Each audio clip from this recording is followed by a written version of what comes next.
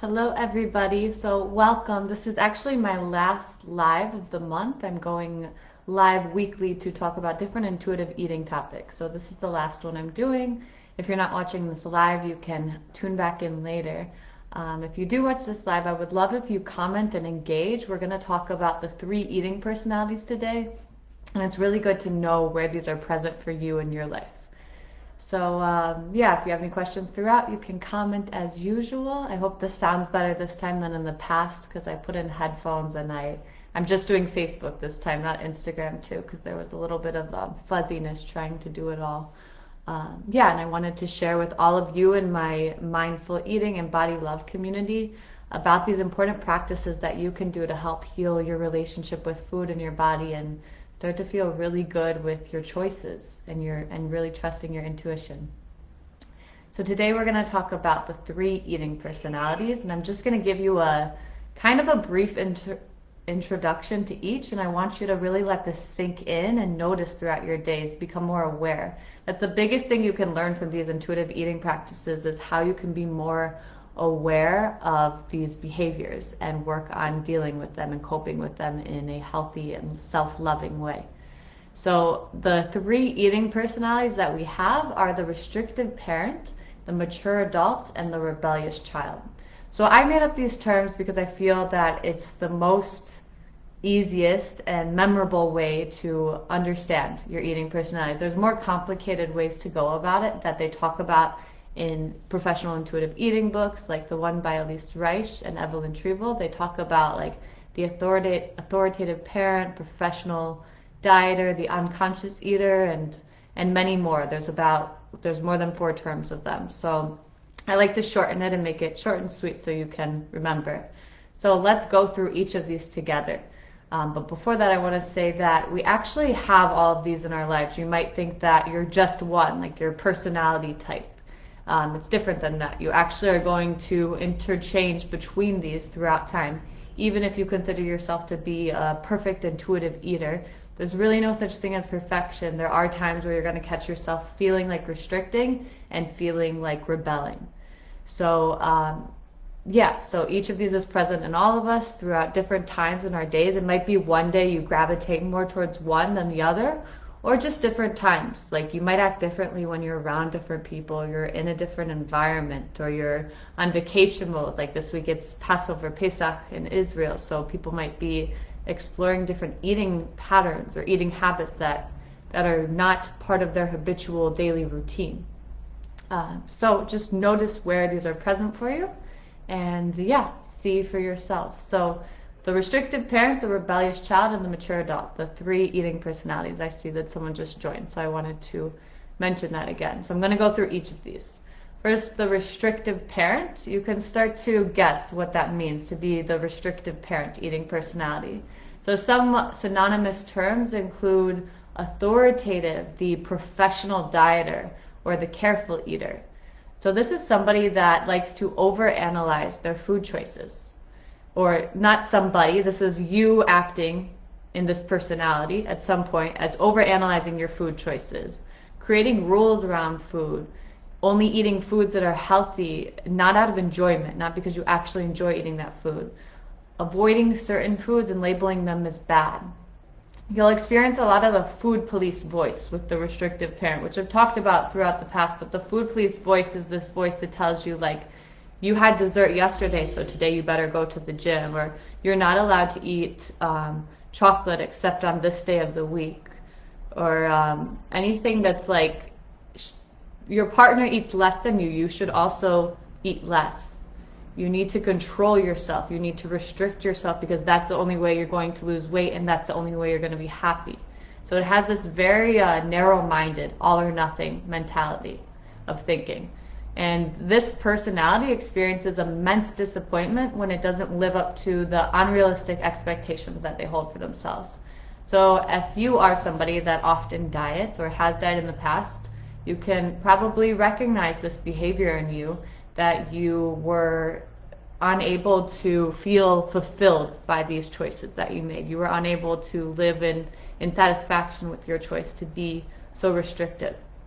You can comment here, you can just think about it yourself, about when you've been in this restrictive mindset. Times you've dieted, or times you had a really unrealistic goal in mind, or just maybe in general you restrict yourself when you have these cravings because those aren't good foods, those aren't healthy foods, so they should be banned.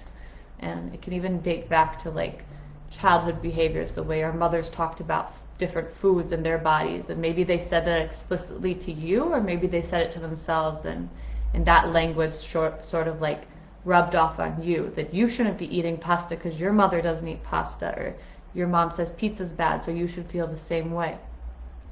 One like common quote I use here is, "Don't eat that, it'll make you fat." So this is like the food police voice, the restrictive parent. So what we're doing is we're really noticing when these personalities are present in us, so we can work on changing those habits. And I'm going to explain after the end of each of explaining all of these what it means to change those unhealthy habits, those unintuitive habits. So next one we have is the rebellious child. So the rebellious child, some synonymous terms include unconscious eating patterns, impulsive eating. You know, you just go to the kitchen and you eat because you're hungry, and you don't even realize that you just ate a whole bag of chips, or that you just ate all of your leftovers, even if you might feel like really bloated and full later because you weren't really paying attention to eating a mindful amount, eating amount that felt good for you because you were eating slower and calming down and actually eating what satisfied your body. The rebellious child is also an emotional eater, so they turn to food to cope with their emotions. And like I said, this might be you sometimes, and other times you might be restrictive.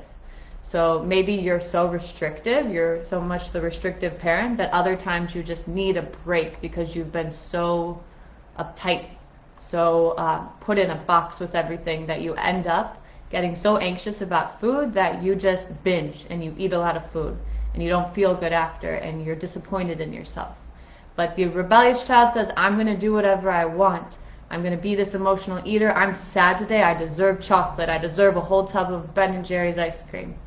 A lot of these binge eating habits. So they use food to cope with those emotions. Common ones are like stress, boredom, loneliness, anger, and anxiety. Actually, there's another live I did, the emotional eating exercise. So if this is really relevant to you, I recommend scrolling through and watching that later. It should be under the discussion section. It's a really good exercise on emotional eating exercise. So that, and then being unaware of the foods that they consume. Like I said, running to the kitchen, or just eating because food's available, not eating because that's what you actually want. So like if you go to your family's for dinner and you have a really big spread in front of you. Right now it's Passover, like I said, in Israel. Most of the people in this group are living in Israel, so you might notice like there's a lot of food around, so you're just going to eat everything, and not because you want to, but because it's available, or other people are eating, or it's a social thing. So this is being the rebellious child.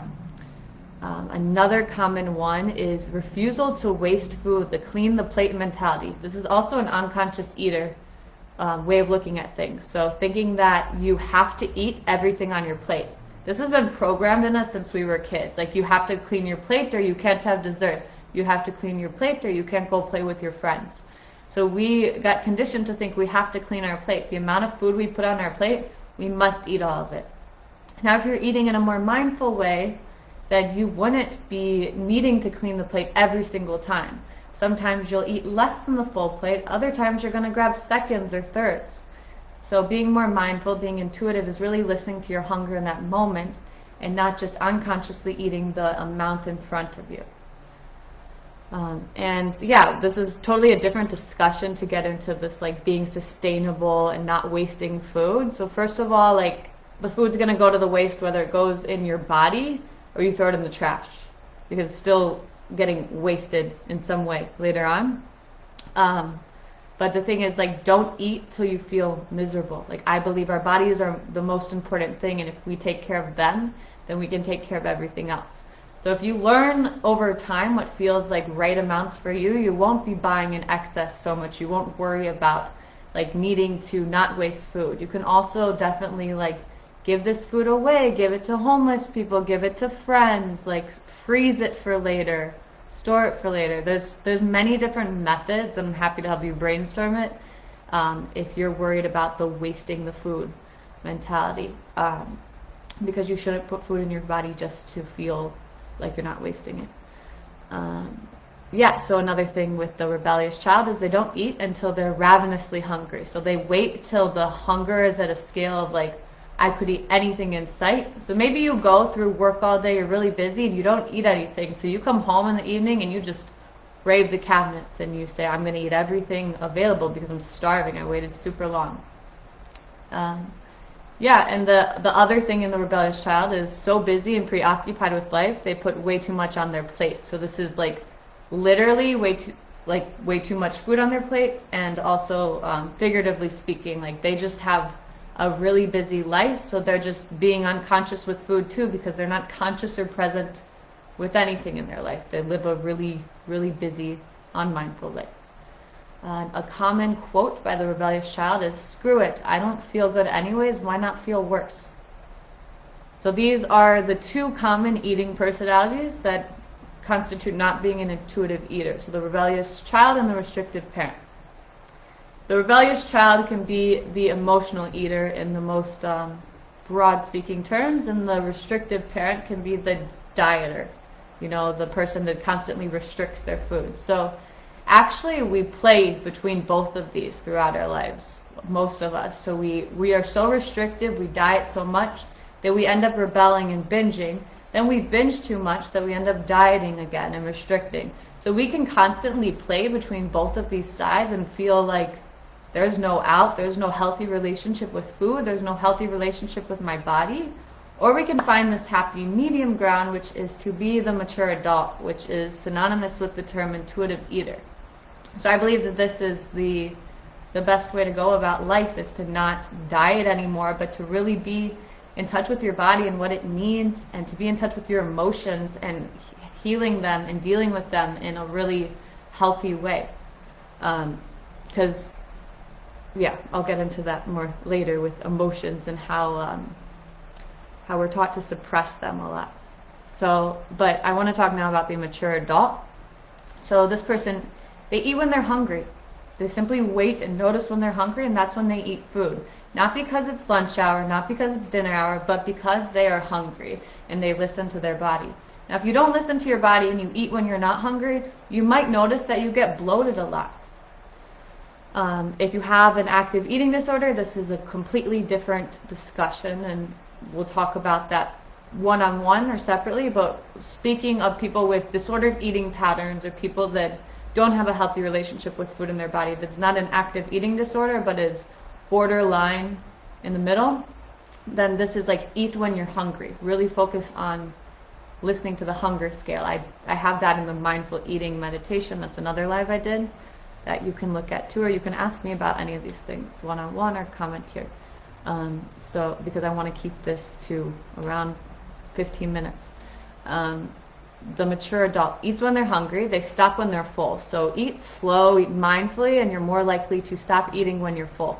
You're more likely to pay attention to these cues from your body that says, we're hungry, now we've had enough. So then you wait till you're hungry again and you eat again. You don't have to clean the plate in front of you. You don't have to eat a bunch of food because you're sitting down.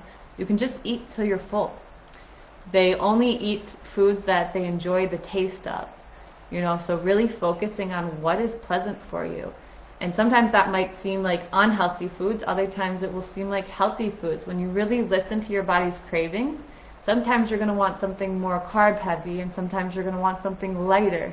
Sometimes you want bread, and other times you want salad. Sometimes you want French fries and pizza and ice cream, and other times you want to have rice bowls and smoothies and yogurt. So when you listen to your body, you're more likely to live a more balanced life. So they tune into their body's needs and natural cues, and they don't turn to dieting, restricting, or coping mechanisms around food, such as dealing with their emotions. A common quote of the mature adult is, don't worry about me. When I'm hungry, I'll eat something that tastes good to me. So maybe you know somebody like this, or maybe you know a time in your life when you felt this way.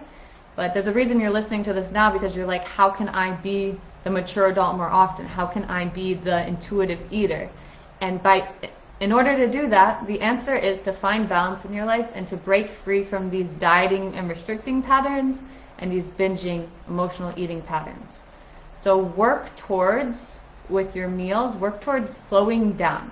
Slowing down and being a more mindful eater. I have this mindful eating meditation and the emotional eating exercise. They're 2 lives I posted this month that I really recommend you check out if you haven't already. They'll help you with this as well. So focus on slowing down with your meals, noticing your hunger and your fullness, and what foods truly satisfy you. And experiment with wasting food. Now this is coming from somebody who's basically a plant-based vegan and who really loves the environment and would like to spend all of her time hiking and living in nature. So I'm being honest with you when I say experiment with wasting food, that this will help heal your relationship with food. This will help you become more healthy and nourishing to yourself. And stop eating when you're not hungry anymore.